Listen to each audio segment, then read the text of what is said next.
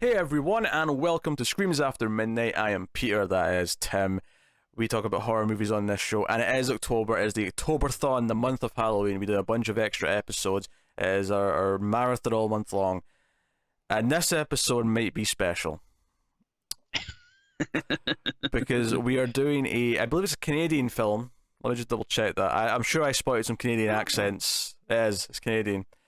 We're doing a Canadian film called The Pit. This one has a notorious reputation. I'd heard of this from other places online, and Tim said I want to do The Pit for October, and I said, "You're welcome." and I said, "Sure, let's do The Pit." And little did you know that you were signing your warrant to watch your new favorite movie. So we'll start spoiler free as we always do. Although this feels like one that's, how do you spoil The Pit? I don't know. But so here's the thing: we watch a lot of bad horror movies, right? We watch a lot of really bad horror movies that are really tedious to sit through and are mind numbing, and we get really angry and we complain about them. But sometimes the best type of horror movie is the bad horror movie that is ridiculously entertaining. And with that said, I present to you The Pit, which is about a young lad named Jamie who's about 12, I would say, 13, 12 going on like 17. Yeah, yes. Joe's funny. There's so many characters. Well, actually, sorry, I should say he's definitely 12, but I feel like his character acts like 8 or 9 or something. Yeah, he so many people in this movie refer to him as a little boy, and I'm like, I feel like once you're in double digits, you're not allowed to be called a little boy anymore. Like, you're just a boy at that point. Definitely the boy. Yes, your boy. That was a God of War joke for those who didn't catch that. So. Oh, I thought you were doing a Phantasm. No, I was because I just finished God of War, last week, so I was yeah. Modern boy. He says boy like 100 million times in that game. It's insane. But it's funny you say that though, because when he first started saying it, all I could think about was Phantasm. But yes, so The Pit is about a boy named Jamie who is at that awkward age where he's starting to be really into girls, but he's also a little bit weird. He still talks to his teddy bear. He's found a giant pit in the forest which has creatures in it. Troglogs or something. Troglolos, because it was like troglodytes, because she kind of points that out at one point, but it wasn't quite that. But yeah, so, and he how do I put it? He's a bit of a troublemaker in a very sort of perverted kind of way. Joe, what really struck me about this film, Tim, is that I don't think this is intentional per se, or maybe it is intentional, but in a sense, it's a critique of male attitudes towards women. But it almost in a weird way, I was like, what is this kid like? Is this like the backstory of Harvey Weinstein? Like, what am I watching here? Oh, jeez, yeah. Like, the kid's a creep for sure. Oh, he's super creepy. He's obsessed with trying to like convince his babysitter / housekeeper, because he gets left alone with his parents. He's obsessed with trying to catch a glimpse of her boobs, or just try to put her into situations that are somewhat sexual and somewhat, to the point where he asks for a bath, like as in for her to actually bathe him. And he's like, "Oh, I'll be under the suds. You won't see anything." She's like, "Oh, well, okay, as long as you stay under the suds." Yeah, like that's like scenes like that is like weird, where it feels like, all right, yeah, is this kid like it feels like the character should be 8 or something and not 12. Like, this is just getting really weird. He asks her to wash his back, which is like, what the hell? I mean, if I could get an attractive 24-year-old woman to wash my back when I was 12, I'd have probably taken the chance. But most people don't. Sure. I feel like by 12, most people don't have babysitters anymore, so that option's gone for a start. And yeah, definitely. And then secondly, the 24-year-old would say, "What, are you crazy? No, that's creepy. I'm not washing your back." Which would be the correct response, instead of us like, "Well, okay then, okay, since you've been good." Like, so my question with the movie is like, all right, so obviously Jamie sucks. He's a jerk. He's a creep. But also, like, I don't know if this is like a nature versus nurture thing, because everyone is horrible to him. Like, and I don't know if they're horrible to him because he sucks, or does he suck because literally like the whole world is against him? Are you trying to say this film's actually making some big statements, making some big points? It's actually a commentary on how society treats people and how that turns out little monsters. You might be right. There has to be numerous college papers dedicated to this film. I will say the acting's pretty bad in a really sort of fun, delightful way, and Jamie in particular is so not over expressive. That's not quite right, because he doesn't over express too much most of the time. He's just he really does the I'm an 8-year-old voice a lot, and then on top of that, there's one moment where it cracked me up, where he turns and stares with this look of like evil, where he looks like he hates the person. And it was like it took me back so much. I started laughing so hard. I think it was after she slapped him, which was funny in and of itself. But then the look that he gives her after is like, "What'd you just do, woman? How dare you slap me?" So that was the thing. So the plot, obviously, eventually the plot of the movie is that he starts throwing people in the pit for the monsters to eat them. Right, that's the premise of the film. But surprisingly, for a movie, like for a fun bad movie, you need the fun bad stuff the whole time, right? And if I told you, the pit action doesn't really start until like 45 to 50 minutes into the movie, you'd be like, oh man, so is the first half boring? It's actually not, because the kid is so weird, and the way he interacts with people and his like perverted like conquests are so ridiculously entertaining that the movie's actually like completely like a blast before you even get to the pit stuff. Definitely. Yeah, like there's so much going on. Like he is such a crazy character, and yeah, like the situations are so weird, and again, people are acting like so over the top, and they're so mean to him. And then there's also all the weird Teddy stuff that it's it's very easy to be entertained in this movie. No, come on, explain Teddy. You can't just drop that and not explain what Teddy is. He has like a teddy bear, which again would make you think this is probably supposed to be for a younger character, which I could be wrong, but I think this movie is based on a book, and in the book the kid is like much younger. But he has a teddy bear. To be fair to it, I feel like the teddy bear thing, you could say that's maybe like, because he's meant to be kind of weird, and he's meant to be underdeveloped, and I think the teddy bear's like, oh, that'd be a sign that he is. That's an easy way to say he's not grown up yet. He's still kind of there. Yeah. But I mean, none of the movie really sells that in any kind of convincing way. But yeah. But obviously the teddy bear talks to him in this like telepathically weird voice, telepathically. And it's one of those weird things where it's like, all right, is the bear alive? Is he gonna like kill people or something at some point? Yeah, like, is the kid just crazy? And if he is just, I mean, that's the thing. That was one of the things that I was thinking during the movie. Is any of this actually real, or is it just all in the kid's head? But the creatures inside the pit are definitely real. Everything that happens with them is 100% real. That definitely happens. So even if he's crazy with the bear, the other creatures are all true. Here's my favorite thing about the Teddy thing though, is that the voice from Teddy is the kid. It's the same actor doing the voice. It's really weird. It's really weird. Yeah. I don't. And here's a really weird structural thing as well. The opening scene of the movie is actually like a scene from later on, right, where it shows you a bit of the pit action, and then. But here's the thing. So it starts like a Halloween kids party, right? And he goes up to this a couple. It's weird to refer to like 12-year-olds as a couple, but it's like, a boy and a girl. Yeah. And he's like, "Oh, can I talk to you?" He's like, "Yeah, what are you?" And the acting here is horrible. This sets you in the right tone for the rest of the acting. And he's like, "Oh, who are you?" And we get like a quick flashback to a very similar. It's almost the same thing where he just walks up to the same two characters, and they're on like a basketball court. And he comes up to him and says, "Hey, can I be in your club?" And by the way, we never find out what this club is. Club of what? We don't know. They just they say like, "Oh, the club," like 10 times. But can I be in your club? And the guy just turns around and just punches him square in the face. It's really absurd. And then it just cuts back to the party, and it just, because that tells us where he met him before, and he convinces them that he found a bag full of like jewels and gold that some like thief must have dropped or left somewhere in the forest.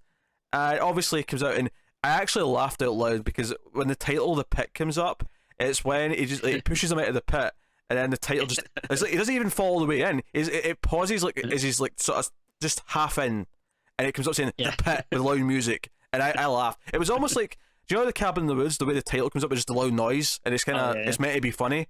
It was kind of that, but seriously. So I'm just gonna give a spoiler warning. I feel like we're going to talk about this plot so much. Like the plot's what to talk about, right? So yes, but you just watch the pit. It's hilarious. So, but the thing I want to mention about this opening scene though, later on in the movie, right? So I thought it was weird that we got that scene. About 20 minutes later in the film, we get that basketball court scene again where he walks up to them and says, "Hey, I want to be in your club," and the kid punches him. And I went, oh, so that scene at the start was further ahead. Okay, fair enough. But why did you give us that flashback and then give us the exact same scene later on? And then and there's like no new context or anything added. It is literally just the same scene again. Yeah, and then we get the same scenes of then later, even later on, much near the end, we get the same scenes of him meeting them at the party and taking them in, and we get the whole thing again. It all happens. It was just a weird creative choice that just baffled me. Yeah. Here's a character that I liked him. The little girl in the neighborhood. Well, Jamie's fun, but the little girl in the neighborhood, who's the daughter of the librarian that Jamie's obsessed with. We'll get more on her later. Or no, she's the niece of the librarian because it was her aunt. But so he comes up to her bike at one point, and she's like, "What are you doing? Don't touch my bike." And then she gets on her bike and she's like, "Oh, you're a funny boy. You're weird." And she sort of makes fun of him for a little bit, and it's like whatever. And then she asks like her aunt for some advice, like, "Our boy's all weird. Like, you know, it's blah blah blah. Is Jamie weird?" And she's like, "No, he's just kind of, you know, he's different, but he's, you know, you shouldn't hate him for it." And she's being nice given the fact that he's basically sending her creepy cut out naked photos with her head stuck to them. But more than that a bit. But so the next time we see the little girl, he comes up to her and she's like waxing her bike. It's like a scene out of a movie where like a guy's like working on his car or his motorbike, more specifically, to be more close to it, right? Where he's like he's being mechanical and he's like got the wrench out and he's like covered in grease. It's that scene, but with a little girl with her bike and she's just like polishing the bike. And then she tricks him into sitting on it when it's actually like, you know, in pieces, and he falls and she starts laughing at him and it's the whole thing. I don't see, like that's my whole what's crazy about this movie is like, you know, you don't like Jamie because he sucks and he's a creep and everything, but at the same time it's like, I don't know, am I supposed to feel bad for him because people are just punching him in the face, laughing at him, you know, like even when he's just like, "Hey, can we be friends?" People are like, "No, you're weird," and tricking him into sitting on this bike. Even like the old lady that like the old ladies that walk by him and they're just like, "Oh, that creepy boy." Like no, like nobody likes this kid. More specifically, one of them's in a wheelchair. There's like two old ladies, one's in a wheelchair. That's important for later. So, but and then later on when he because she ends up being the first victim, right? Because over the course of the first part of the movie, he tries to feed the creatures in the pit chocolate. That doesn't work. He steals some money from Sandy's babysitter to buy some meat from the butcher, and a lot of meat at that. And he just throws it in, and that kind of works. But then he has no more money. He gets caught like stealing, and she's kind of mad at him. So it's the bear who's like, "Well, what about bad people? You could put bad people in the pit." It's like, "Okay, but only naughty people. I'm not evil." Yeah. And it's like, okay, fine. So he's like, "Oh, she's awful. That girl's awful. She tricked me." So he goes to see her again, and he tries to like convince her to go to the woods. And the way he does it is he like bets her, like, "Oh, I know this psychopath out there." But again, he comes up to her, is like, "Hey, if I'm right though, I get to ride your bike for a little bit." And again, she's standing next to her bike, you know, on her driveway, and I'm like, "What is it with this bike?" Every time it comes to her, it's like the guy who's obsessed with his motorbike. That's what it feels like every time it comes to it. And he takes her in. But here's where the movie shines. So the movie shines for all the weird way Jamie's character works, right? And the way he talks, the way he interacts with people, all that stuff. But when it comes to the pit itself, it shines because he tricks people into walking into this giant pit. Now, when we say it's a pit, we're talking like 12-foot diameter here. It's huge. Yeah. Right? You can't miss this thing. Yeah, like I like that you use the word trick, because like I don't know how dumb these people are, because it's pretty easy to not walk into a pit, but like these people find it pretty hard, I guess, And it's not like to avoid. and it's not like he's put like a net with some leaves over it to try and disguise it, or like it's small enough that you could buy someone who just wouldn't catch it because they're looking forward. Like, you cannot miss this. And all he basically does is he steals her bike, he runs past the pit, and she just walks up. You listen here, Jamie. You give me that, and then she falls in the pit. Or more accurately, the actress clearly knows the pit's there, right? And of course she does. It's a movie. But what I'm saying is that it actually looks like it almost looks more like she jumps in the pit than falls in the pit. You know, like if she fell in the pit, her front foot would go down. She'd sort of like lop forward, right? That doesn't happen. It's more of a little leap as she goes in the pit. Yeah. Which just adds to the stupidity of the moment and makes it glorious. And what I love is once we get to this point in the movie, it actually just kind of does like multiple pit scenes back to back, where like this is how he sets up the person, and then that's how he tricks them. Because after this, he actually, so the boyfriend of his babysitter, because he's in love with the babysitter, right? That's a running theme, is that he's madly in love with her. He's in love with the babysitter. He convinces her football playing boyfriend to teach him how to play football out in the field next to the pit. This one's my favorite. It may be, I don't know, it's hard. This and the old lady are kind of tough to pick from, but true, yeah. But he grabs the ball, he runs into the trees, and he's like, "Hey, we can't play football in here. It's just too thick." He's, "No, there's a clearing up ahead. Trust me." And he's like, "Go along." So then the football player is like running back. He's like, "Go along, keep going, go along." And he keeps running backwards, and then eventually just goes in the pit. Yeah, it's gold. It's absolutely fantastic. I'm no jock, but I mean, I've tossed around a pigskin here and there, and I'm pretty sure even when you're just kind of throwing a football around, you kind of don't just like haphazardly run like without looking behind you. So that's a fantastic scene. And then the old granny in the wheelchair who was mean to him. He basically he pretends to be nice to her, he apologizes, and then he says, "Can I push you?" And he takes off the brake in her wheelchair. And then he doesn't even like pretend that he's being nice about it once he starts pushing her. He immediately starts running as if like, no, we're just moving. And she starts screaming. So there's a scene where he's literally running with an old granny in a wheelchair and she's screaming for help. And it's like this wide shot going across the field and she's like, "Ah, help me!" And he's running with the wheelchair. Some great like ADR from her. Oh, it's beautiful. It's absolutely beautiful. And then he just pushes her up to the pit and tosses the old granny in the pit. He just tilts the chair forward a little bit and she goes in. And again, it kind of looks like the actress kind of intentionally like moves forward herself. You know, it looks just a little bit off. It doesn't look quite right, and that adds to how goofy it looks, and it's kind of glorious. This is a crowd pleaser of a film, and then that's when we get to the This is when we get to the Halloween part with the two kids at the start, and he's a little bit worried because he's running out of people to kill, so he throws in a rope, and then probably the weakest part of the movie is the last 10 minutes where there's people just dying randomly in the town, and the police are running after them. Because it's just not that funny. It's just whatever. Okay. Yeah.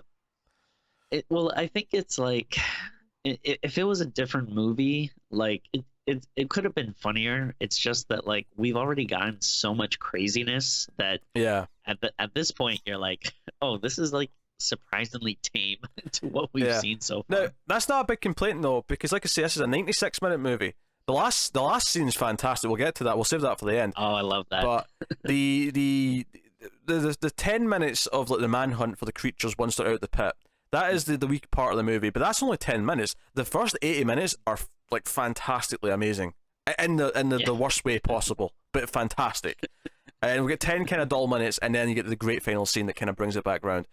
What was kind of weird to me about the whole manhunt thing though is that Jamie becomes kind of irrelevant to the plot. He's just like, now it's just about hunting the creatures. Yeah, I think that's your problem there. Yeah, like because I thought he was losing the heart and soul of the movie. Heart and soul. Because I thought he was going to show up and try and help them or something, or try and stop the police or whatever. You know, take your pick. Here's something I want to mention though. Every time he kills someone, he takes like a trophy as if he's a serial killer. The little girl, he takes her bike. He takes the tutu from the other girl from the party. He takes the wheelchair, and he takes the football from the football player. And these are like his trophies. Although it actually turns out he tries to frame Sandy's second boyfriend, the new one, who after the first boyfriend goes missing, she starts getting close with this other guy with a mustache.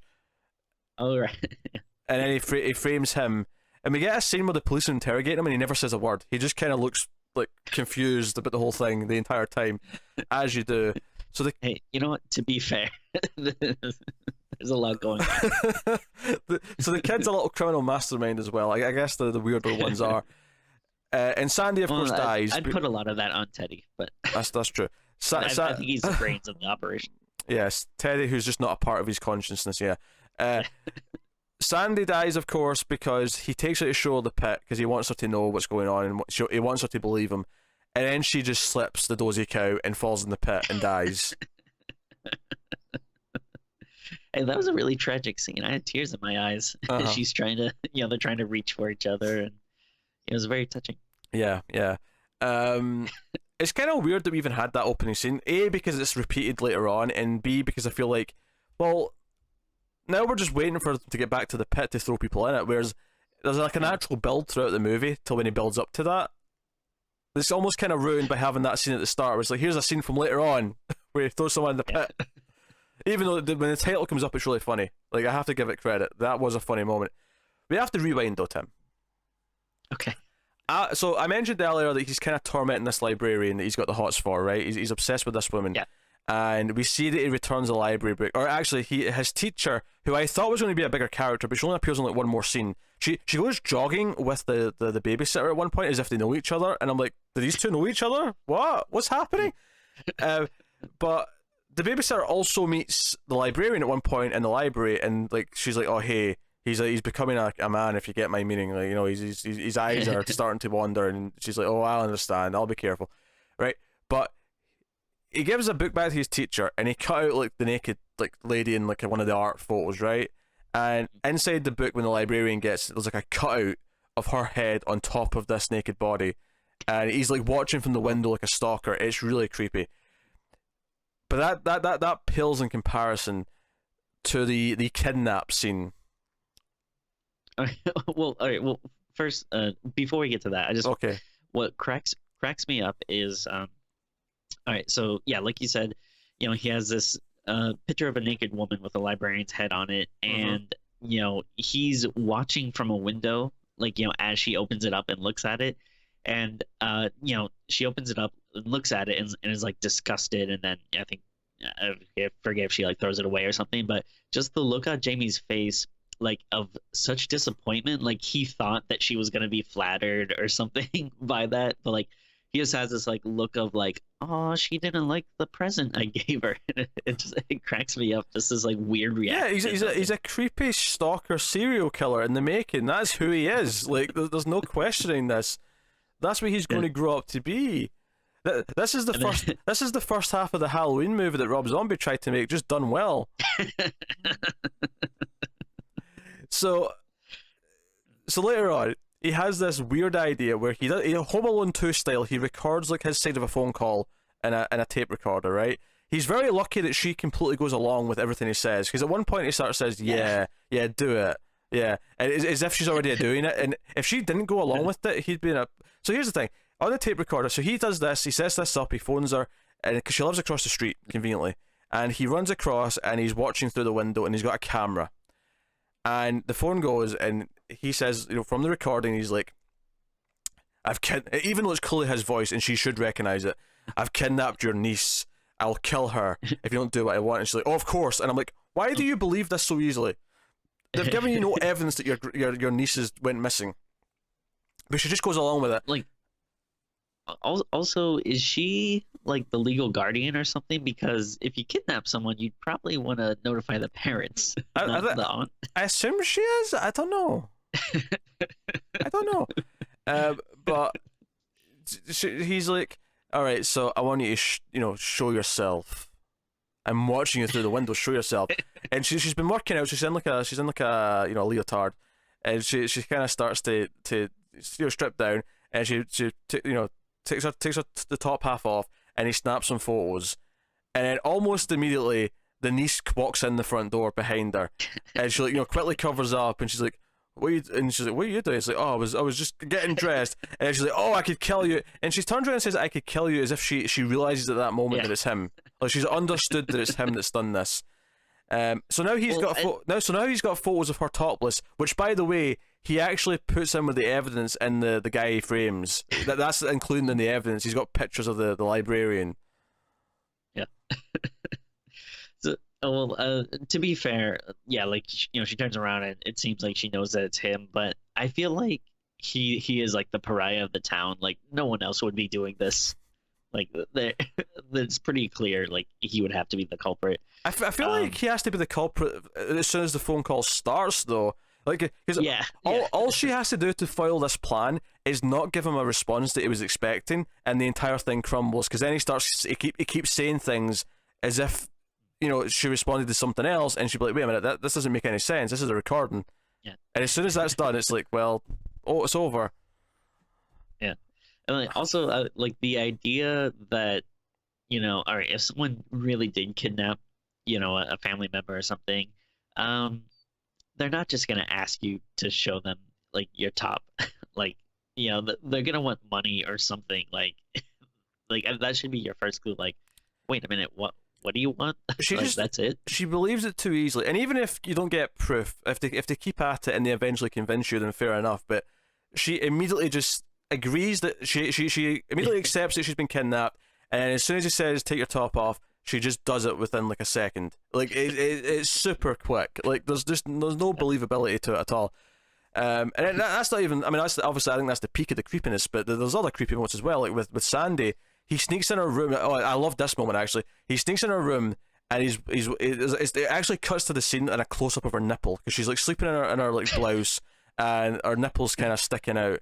And then she wakes up, and he's like just sitting there watching her, and she quickly covers up and says, "Oh, Jamie, what are you doing?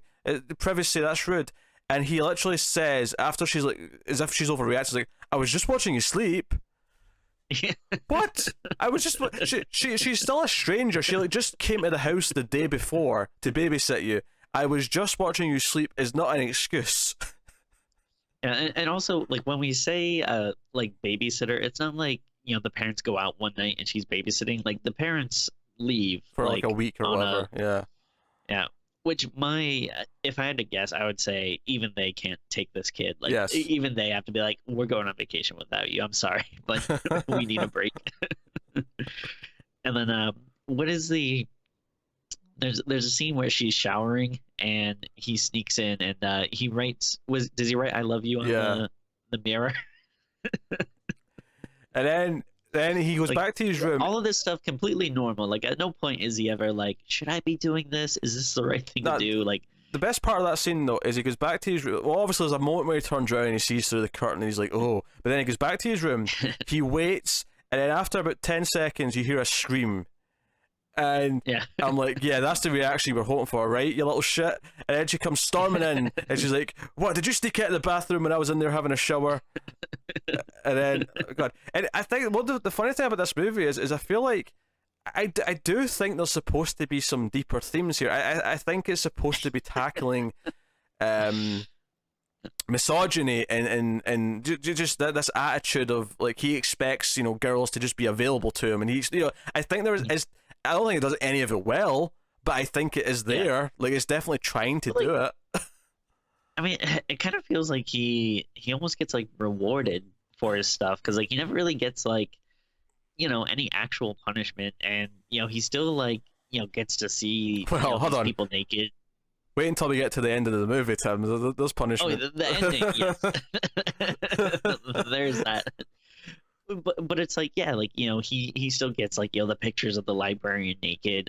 He doesn't like really get in trouble for like cutting out the pictures in the book, and yeah, he gets to see, like, you know, Sandy in the shower and sleeping and stuff, and like, yeah, people yell at him, but you know, it's not like he, you know, it really doesn't get much worse. I guess he gets that one slap at that point, but you know, anytime he does get like, you know, any like little injustice or something, though, he's so like indignant, like he gets so angry. He's like, "Why? What are you doing that for?" Like, "Oh, I was just trying to be nice." Yeah, he basically feigns ignorance, which is kind of funny because, again, you can kind of actually use this and say, "Hey, this is actually like almost a good critique of these types of subjects." Like this idea of like a guy who's like, "What? I was just staring at your ass," as if that's, you know, like you know, the attitude of people who get caught doing these types of things, and it's like this actually kind of explores that in an okay way, even though it's kind of terrible. It's weird.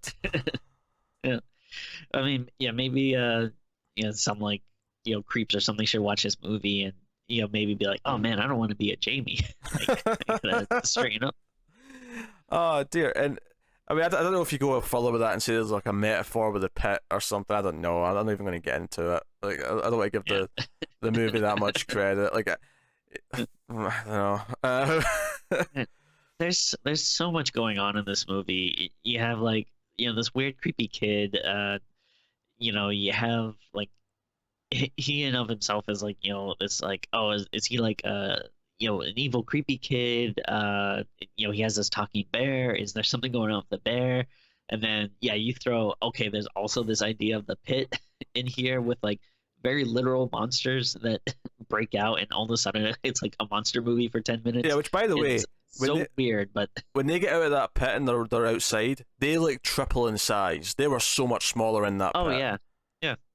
Like they kind of look like critters, like in the pit or something. Yeah, and much once cheaper. They get out, but yeah, they look kind of like critters. And then when they get out, they're just clearly like a little person in like, I don't know, just like some fur or something, like some knockoff Ewok costume or something.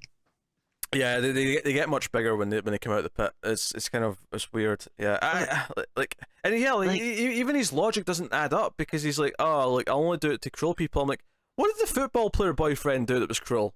He was kind of nice to you. Yeah.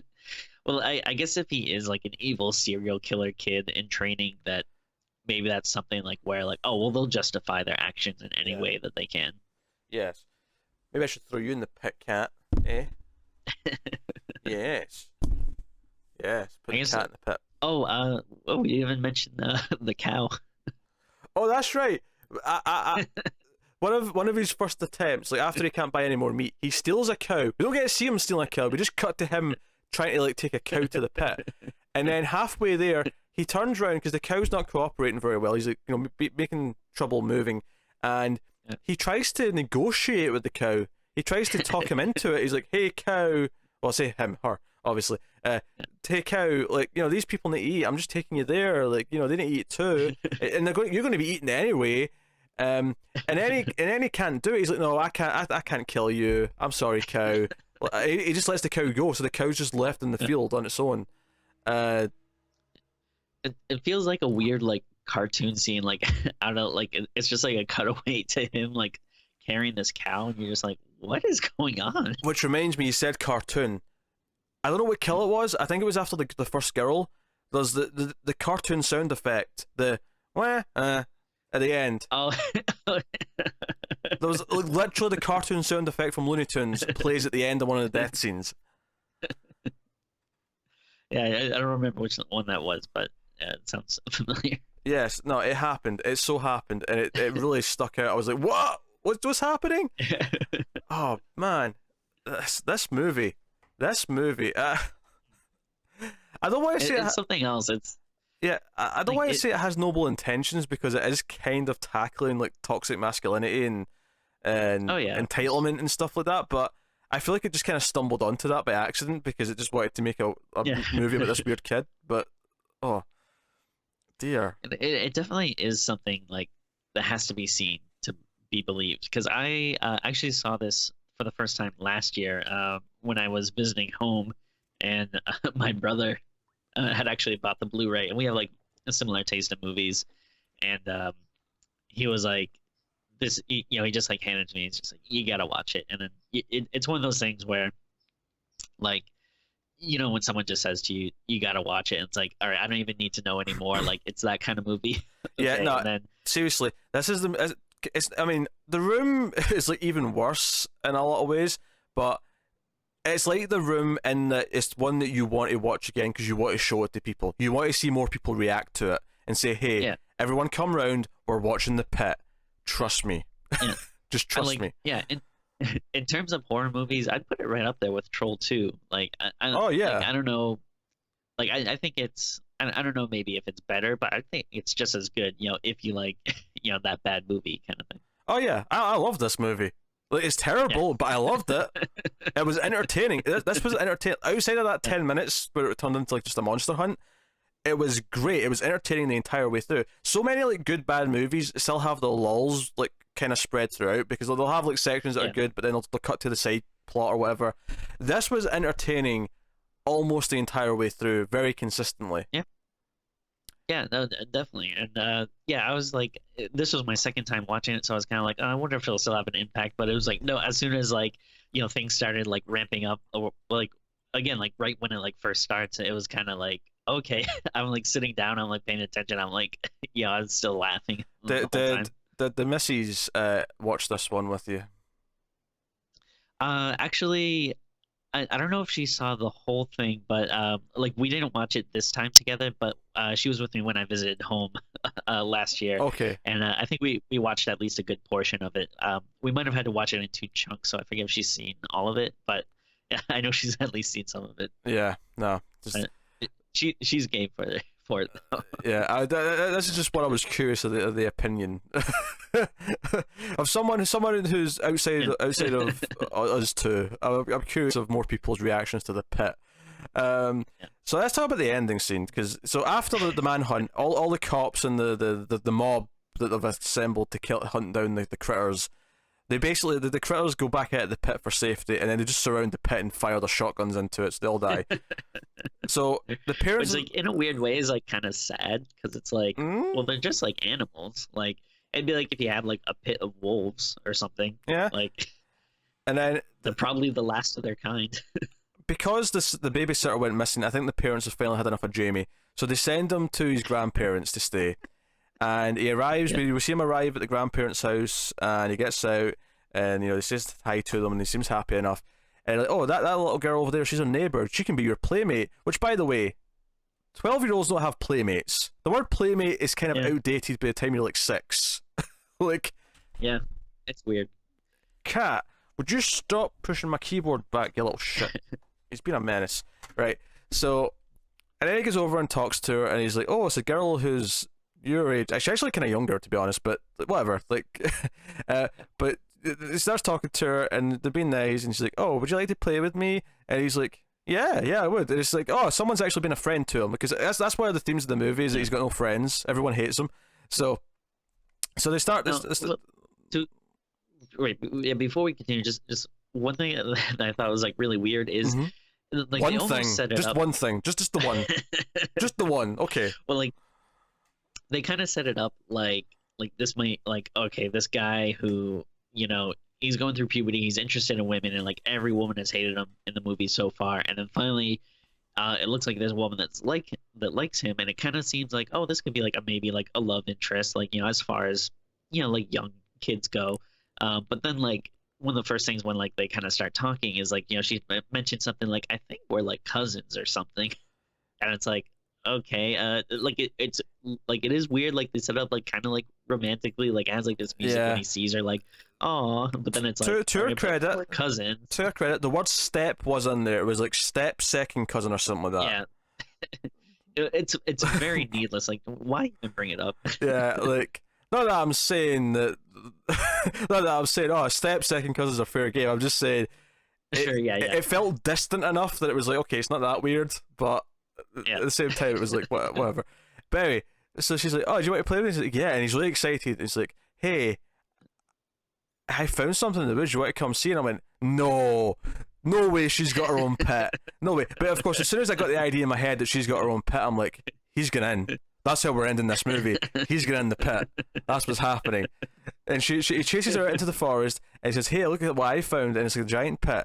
And he's looking down, and then he's like, oh, it's the Troglolos or whatever he calls them. And then you just see her sneak behind him, just slowly, and then she pushes him. And no shit, the movie freeze frames as he's mid-fall. Like, his face and his hair are like sort of sticking up. It's a blur, like halfway down the camera, and it just freeze frames, and the credits start rolling. That's how the movie ends, is with him halfway in the pit. Yeah.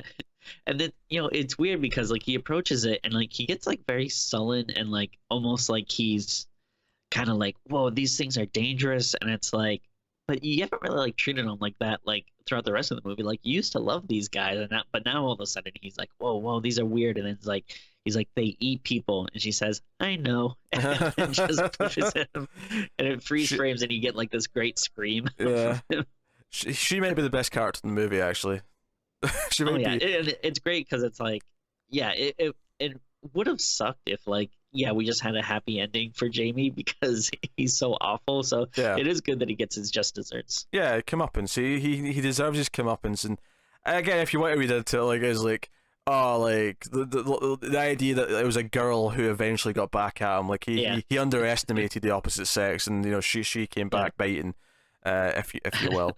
I don't know. I don't know if the movie's trying to say anything deeper, but like I'm trying to fight because I feel like there's kind of hints of things in there, and I'm trying to make sense of it. Well, it's hard. Like if it was a modern movie, I feel like it would be much more of a statement. But it's kind of hard since it's like the '80s. It's like, okay, yeah, is it a coincidence? Are we just looking at it through this like modern lens? Yeah, maybe. Or is it just a batshit crazy movie that we're trying to make sense of? Yeah, I mean, because that's the thing. It's the idea of like, okay, young men, you have to teach them right from wrong, and everything he's doing, this is wrong. Absolutely everything is. And then he gets his comeuppance at the end. I mean, I don't want. Yeah, let me go.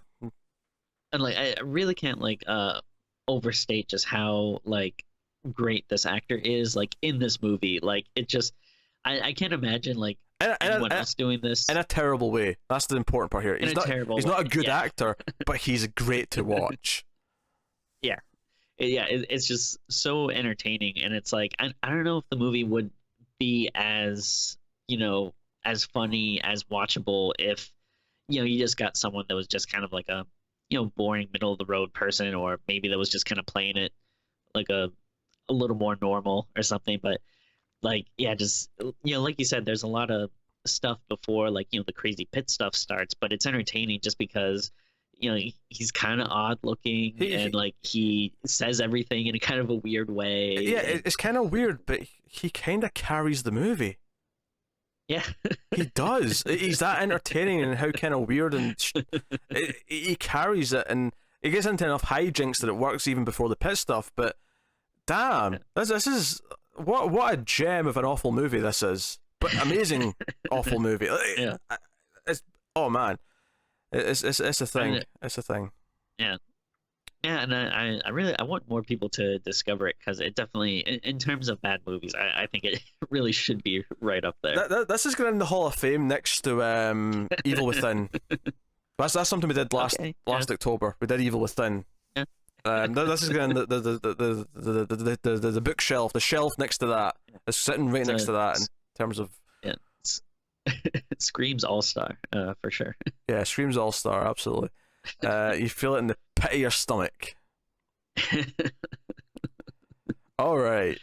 I mean, I don't know. It's kind of trying to think if there's much more to say, but I mean, we really went through like everything in the movie. I don't think we left anything out. Oh yeah, we talked about all the developments. It's very memorable. Like you remember all of it, because almost every scene has you going, "What? Yeah, this." Like it is not forgettable at all. Like it is gloriously, like it stands out. And there's so many things, like you say, there's so many things going on. He's got an evil teddy bear that talks to him that might just be in his head. He's also the little creepy pervert who's getting into trouble. And then there's the pit itself with the monsters. All three of these could be a movie on their own. They could be. Yeah. But, like if anything, like the pit feels like the least important thing. Like I feel like, like when it does come into the movie, it's kind of just, like it's like 45 minutes in, and then it's there for like 20 minutes or so. Like it seems like for a movie called The Pit with such like a crazy premise, it kind of seems like it's more in the background. I feel like the pit is also metaphorical for like the pit of the human psyche, right? Because like we keep joking about, he's basically a serial killer in the making, and this is him starting to justify it. And the pit is his weapon of choice. This is like, it's like if this was Leatherface and his weapon was the pit, it'd be the Texas chains or the Texas Pit Massacre. Like this is his weapon of choice is the pit, and I suppose the monsters in the pit more than anything else. But I mean, if I think if I had one complaint, it's that like I could have done like I could have used like 12 more scenes of him tricking people yeah. into the pit. Yeah, I would love a sequel with a little girl just tricking, like, Oh yeah, that would be good. just up the body count. I want lots of people going in the pit because every single time it was hilarious. Because every single time it was just bad looking enough that it was really funny. It just looked off. Yeah. So, And you know what? To give them credit, like, they found like different ways to get people into the pit. Like, you know, the football. Like, all right, that's pretty creative. You know, tricking the girl on the bike, pushing a lady in a wheelchair. yeah. Yeah, I feel like that's probably all the ones you could do. Maybe that's why I didn't do any more, because all the other ones I can think of are just very like I thought of a frisbee, but that's just a football again. Really, it's the same thing. Go catch. I don't know. I don't know. How about he actually races someone and then just stops before the pit? It just has them run in. There you go. That's another scene. I'm surprised they didn't even do that. Yeah. There's also, I don't know.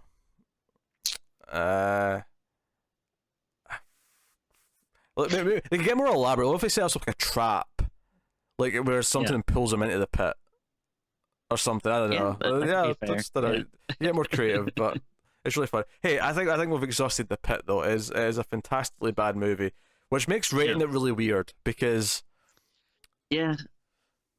how do you rate a movie like this? I feel like because for me, I think objectively it's probably like a 3. Sure, yeah. Or like a 2 maybe even, but I would say like it's a 3, but then when you add the enjoyment factor, like for me, I think I'm gonna give it a 6.5 because I feel like I get so much fun and joy out of it, even though it's bad. But like, I feel like I can't go above that just because on like a technical level, like, you know, I feel once you get into like a 7 or something, it's like the movie has to be at least technically proficient. Yeah, So, it has to be good. That's where I put it. Yeah, that thought process makes sense. People might say that's still like, you know, too high, but you know, I would be lying if, you know, I'd say that watching this, you know, it isn't just like pure joy. Yeah, in terms of a movie, in terms of a script, in terms of like everything, it is like a 3 or a 2. But enjoyment, as in like enjoying a bad movie, it's like a 9. So I guess I guess I'll split the difference and call it a 6. You know, between a 3 and a 9. Right? Go with 6 out of 10. Yeah. That's my final ruling. Like, but I love it. Obviously, not everyone's cup of tea. Yeah. But yeah, like if you're like us and you like these kind of, you know, hilariously bad movies, and again, you like you mentioned before, like we watch a lot of bad movies, but you know sometimes they're boring and, you know, just hard to get through and not enjoyable. Like I wouldn't say sometimes. I'd say most of the time they're boring and hard to get through. But yeah, this is just one of the ones that's so crazy and out there and weird, and you really are scratching your head at the end, like just being like, man, how did this like even happen? That to give it credit, so glorious. With the exception of maybe how bad it looks when they're getting out of the pit in terms of, you know, it looks like they're jumping rather than actually falling. With the exception of that, everything in this feels like intentional. Like everything that is in the movie, it's not like it's accidental. It's like when you watch The Room, so much of it is like horrible because Tommy Wiseau just couldn't direct anyone, and he was directing them poorly or whatever. This is completely whatever, you know. Lew Lehman, what a name! That has to be an alias. But you know, like everything in this feels like this is what the creative team behind it wanted to do. They were passionate about this ridiculous idea, and it's on the screen for all its glory. It's there. And that's what makes the bad movies that are good feel genuine. That's what made The Evil Within feel genuine, is that the person behind that cared. He wanted this. He was passionate about it, regardless of how bad it was. And here we are. So this is the pit. Yeah, and I feel like that's why a lot of like more modern bad movies aren't as fun. Because those are the ones, like usually the bad movies we watch that are more painful are like, you know, more recent stuff. And I think more importantly, the more mainstream as well. More mainstream stuff, yeah. because yeah, it just feels like a lot of time it'll be someone like some work for hire person or something that doesn't really have like an artistic vision. Like what you want are these crazy people that have a vision that I mean, you know, it's not a good vision, but you know, they have something that they're going for and they do it. Yep, yep. And by God, they did it. They did it. So the Pit. Maybe we'll have to change the name of the crypt to the Pit, just in honor of the movie. Ooh, okay. Now you put the movies like in the that. pit. Or maybe that's where we put movies that we don't like. Maybe we say when a movie's terrible, we throw it in the pit. Okay, I'd be okay with that. Yeah, maybe we have like an all-star, like a hall of shit list, if you will, like the worst of the Yeah. worst. That's the Pit from now on. Yeah. So obviously the first entry is The Boy, naturally. No. Boy's great. I would rescue the boy from the pit. Like the ones we don't like, they go in the pit. The ones we do like, we cut their faces off and paste it on a pornographic image. That got really dark, really fast. Really fast. Okay, I think I'm ready to do the plug-in now. I think we're ready to wrap up this show, Timmy.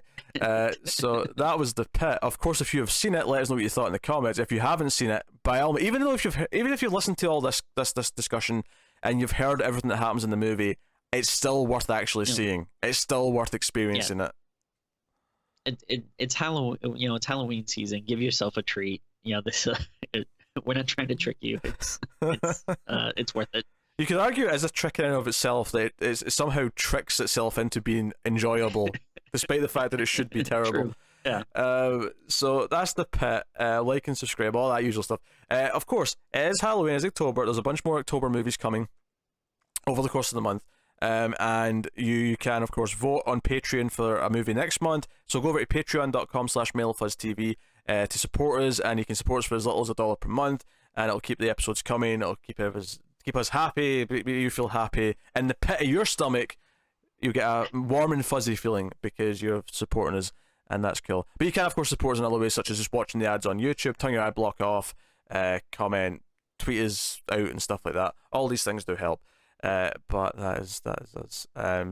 So yeah, that's us, guys. So thank you very much for watching or listening. This has been The Pit. This is a special episode. This is going down in history. The fact that you got this and Rob Zombie's Halloween on the same month is the biggest treat we could have given you for the month. Yeah, we care. Very different emotions in both reviews, but they're both special for different reasons. So that is us. That has been The Pit. This has been Screams After Midnight. Happy October. Happy Halloween. We'll see you next time, guys. Keep watching movies. Goodbye.